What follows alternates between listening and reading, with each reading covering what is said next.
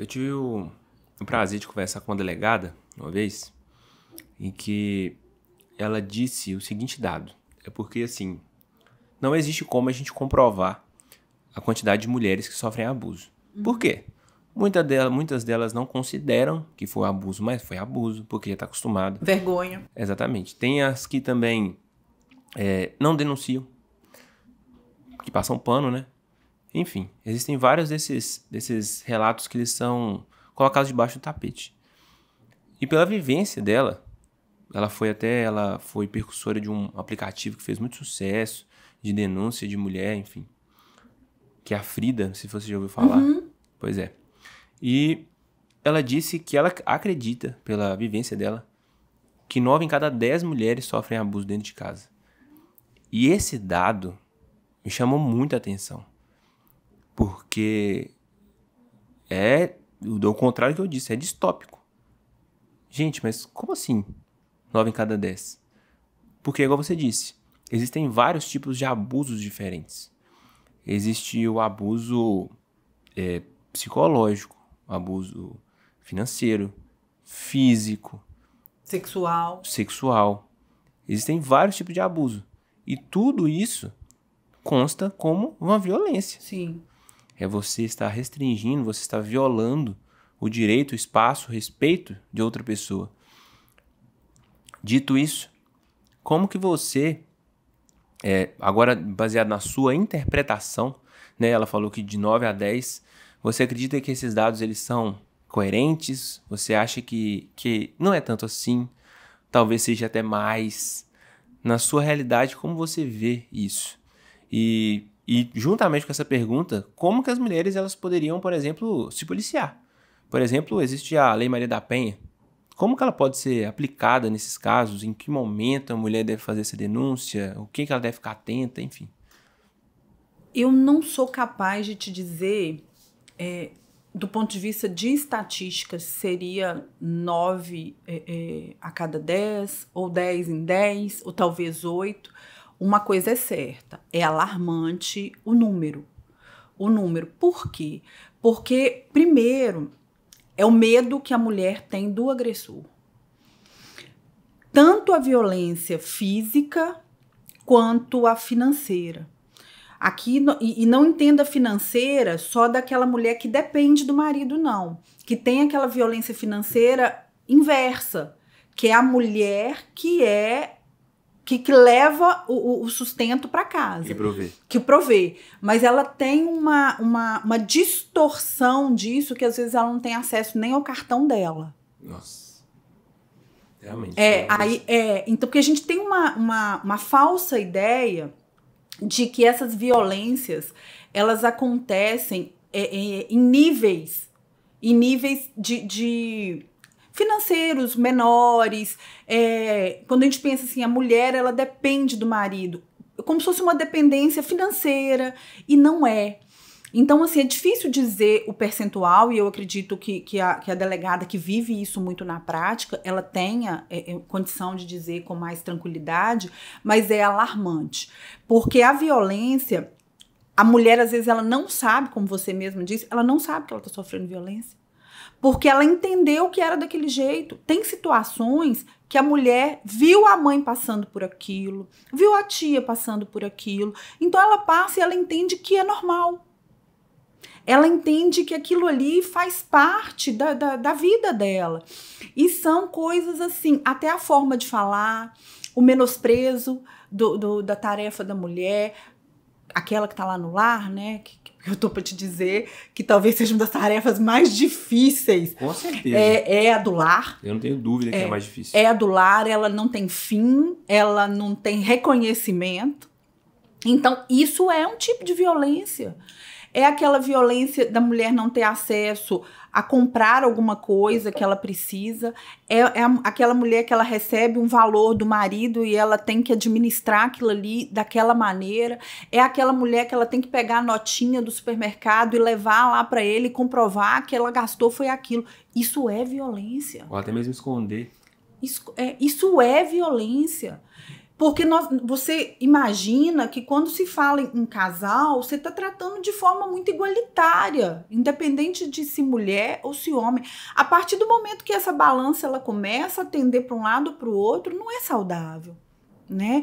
Fora isso, tem os relacionamentos extremamente tóxicos, né, de narcisismos, tanto para um lado quanto para o outro. E quando eu digo quanto para um lado quanto para o outro, que na prática se vê também a utilização indevida da questão da violência doméstica.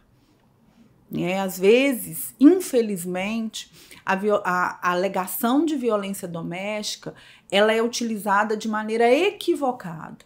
Nossa, esse é um assunto complicado que eu ia até tratar mesmo, porque é o seguinte, é muito complicado, principalmente para mim que eu tô falando aqui, porque, querendo ou não, a gente vive num momento em que eu não tenho lugar de fala para poder comentar sobre isso, né? Mas existem cenários em que a violência ela não acontece. Sim. Só que eu tô errado em dizer que a palavra da mulher ela tem mais poder na justiça? Em casos de violência doméstica, sim. É quase que é cego. Pois é. Então, assim... E aí, só te cortando, quando você diz assim que você não tem lugar de fala, aí eu ouso em discordar. Eu acho que... eu também discordo da minha fala. É só porque... Eu acho que todos nós temos que tratar a temática de forma muito igual. Eu concordo com você. Muito igual. Eu não... É a legislação, tá? Quando a mulher ela chega na delegacia, quando ela faz uma denúncia, a fala dela, ela é dita como verdade, ela tem um poder muito grande, até que o homem se defenda. É recebida aquela denúncia dela de forma muito verídica e, infelizmente, às vezes são criados cenários que não são reais. Eu imagino. Às vezes por disputa judicial, de guarda de filho, disputa judicial de partilha, acontece. E isso é triste, porque tem aquela outra que ela precisaria chegar lá e dizer, e às vezes ser acolhida, e ela não vai ser. Porque tem aquele momento que vai se descredenciando essa força da lei, né, em favor da mulher. Assim, existem vários cenários possíveis. Por exemplo, vou citar uma coisa que aconteceu já dentro da minha casa. Eu e minha esposa brincando de contato físico, de correr atrás do outro, enfim. E aconteceu um cenário que eu acabei esbarrando nela com um pouco mais de força, sem querer. E acabou deixando um roxo nela. Eu me senti muito mal, pedi desculpa e tudo mais. Ela falou, não, pra que pedir desculpa? Nossa, a gente tava brincando, eu sei que não foi a intenção. Só que eu fico pensando, não é o caso da minha esposa, mas caso ela quisesse usar isso de má fé, eu estaria preso agora, provavelmente. Se você tivesse numa disputa judicial com ela, por exemplo, um divórcio, ela poderia, sim. E olha só como é que foi o cenário construído. E de fato aconteceu, mas não houve a intenção. Exatamente. Né? Aconteceu o embate ali, a brincadeira, teve a lesão, né, o roxo, mas não tinha a intenção, não era o objeto da brincadeira. Mas seria um problema. E tem situações mais graves, sabe?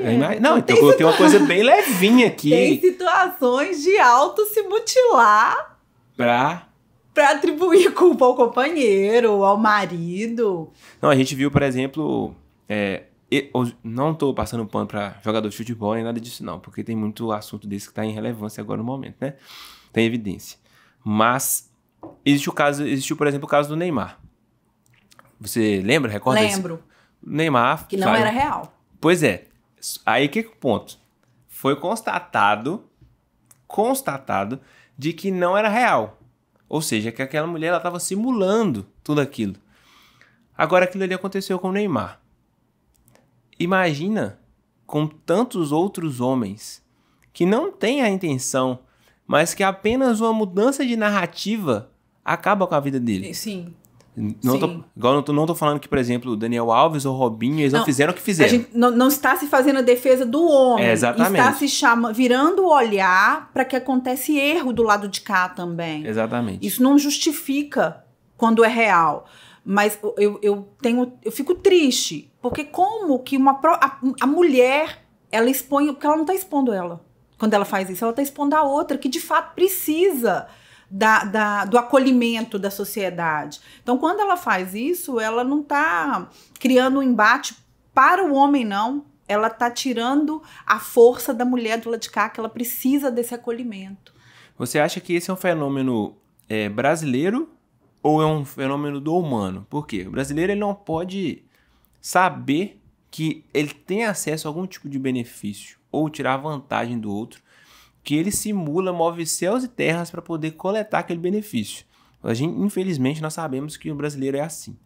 Agora, será que isso é um fenômeno humano? Você acha que o que acontece, por exemplo, com esses proveitos tirados, por exemplo, da Lei Maria da Penha, também acontece no exterior?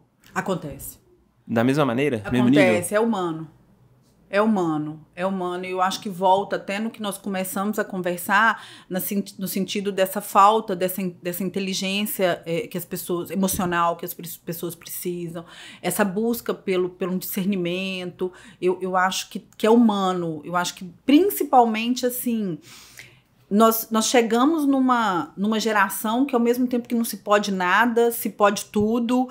Eu entendo que não é específico do Brasil ou da região X, Y. Eu acho que é humano, é do ser humano mesmo. Vem da possibilidade de se aproveitar de uma situação, se agarra àquilo, sem pensar no que eu estou causando para o outro, né? Sem pensar na força que eu estou tirando do movimento da mulher, de fato, violentada. Eu penso, né, que é humano.